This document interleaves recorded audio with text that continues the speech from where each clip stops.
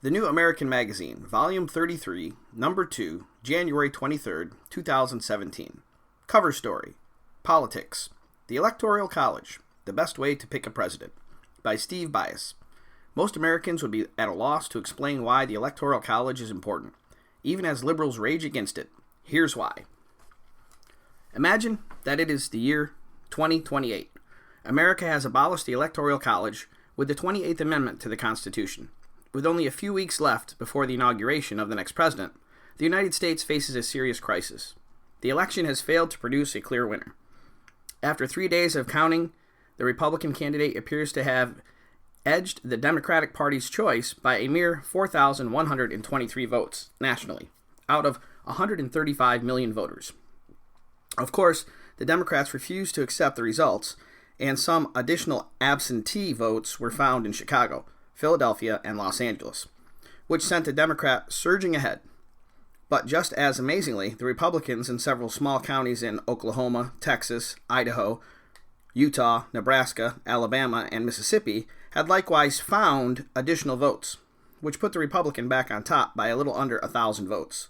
Lawsuits have filled the courts across the country. In several states, Democrats have even gone to court to stop the counting of votes from soldiers and sailors deployed around the world, arguing they were turned in too late. Riots are breaking out across the nation. The National Guard has been called out in several states. A national recount has begun, conducted by the United States Election Agency created by Congress in the abolition of the Electoral College. But after 3 weeks, it has become obvious that the country will never settle peacefully who had actually won the election. A tranquil election. One can hope that such a frightening scenario will never happen. But in the system created by the framers of the Constitution, choosing a president by electors, who are themselves elected through various methods by the several states, had been still in place in the above hypothetical election, the nation would have had a known winner weeks earlier, maybe even on election night. Despite a concerted effort to overturn the November 8, 2016 presidential election, New York businessman Donald Trump was nonetheless chosen by the Electoral College on December 19th as the nation's 45th president. Activists who favored Democratic nominee Hillary Clinton argued that since she ran first in the popular vote, the electors in the states carried by Trump should just go ahead and cast their votes for Clinton. There were predictable protests. The electors were inundated with pleas to change their votes, even with some ugly attempts at intimidation, such as murder threats. But in the end, the Electoral College did work, demonstrating the wisdom of the Founding Fathers in their creation of the presidential election system, which still provides for a peaceful transfer of power. St. George Tucker wrote in his book, View of the Constitution of the United States, said little about the Electoral College method of presidential election, other than it was the Constitution's way of providing for the tranquility of the election of the Chief Magistrate of the U.S. government. Tucker's 1803 book was the first systematic commentary on the Constitution following its adoption, ratification, and addition of the Bill of Rights. It was for the next several decades the most important handbook for American law students, lawyers, judges, and statesmen. Tucker adopted the view of the federal government as an agent of the sovereign people of the several states, and heavily influenced the general understanding of what the framers of the Constitution were wishing to accomplish. According to Tucker, the delegates to the Constitutional Convention disagreed on many things, but choosing a president via electors was not one of them. Alexander Hamilton stated, "The way the president was to be elected under the Constitution was certainly not perfect, but it was excellent."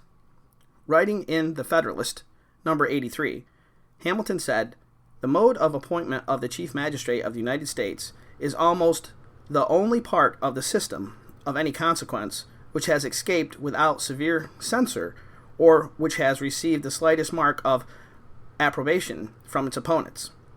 Making a similar point to what would be noted by Tucker a few years later, Hamilton believed the method of electing a president would afford as little opportunity as possible to tumult and disorder.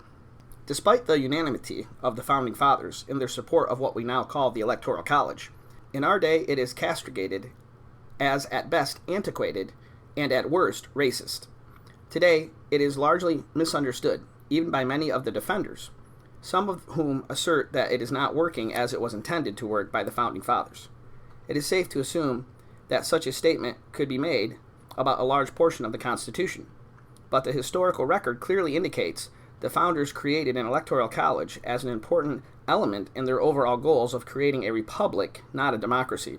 They wanted that republic to be of a federal nature, and of course, they hoped it would produce the best possible person for the position of President of the United States. The Constitution created a republic, not a democracy. Upon leaving the Constitutional Convention, Benjamin Franklin was asked what form of government the delegates had given the United States. Franklin's response was, "A republic, if you can keep it." In the Federalist, number 10, the Federalist Papers were a series of newspaper articles written by James Madison, Alexander Hamilton, John Jay, in an effort to persuade the average person in New York State that the Constitution should be ratified. Madison took a dim view of pure democracy, arguing, "Democracies have ever been spectacles of turbulence and contention, have ever been found incompatible with personal security or the rights of property, and have in general been as short in their lives as they have been violent in their deaths." What Madison wanted instead, and what he believed the Constitution had established, was a republic.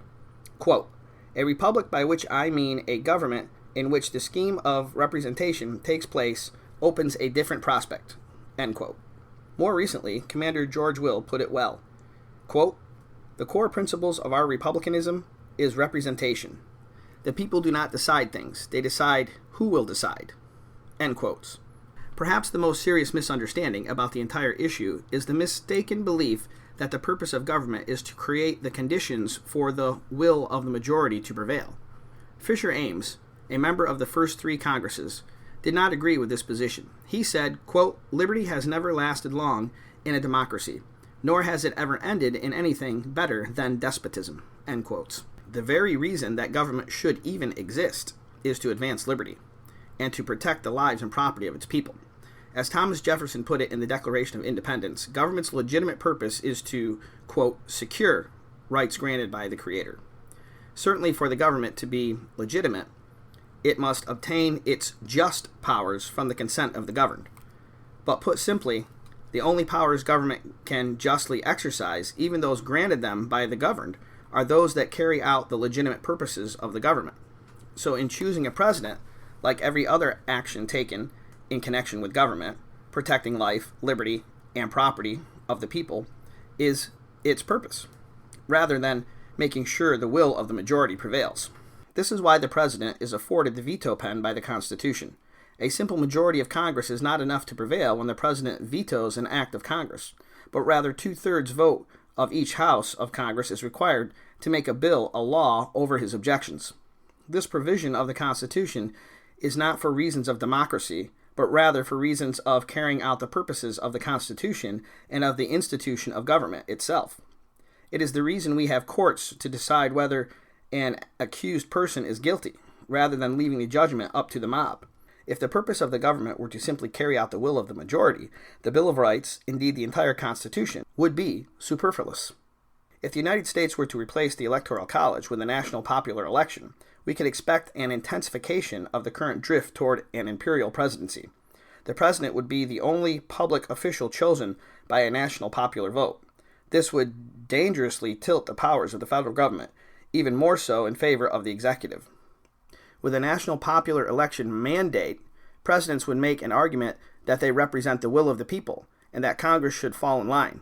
We have already experienced presidents asserting the right to make law through executive orders, or that they can make war on their own without the approval of Congress. Furthermore, using a national popular election for the selection of president was not seriously considered by the founders, as there were simply too many problems with such an idea.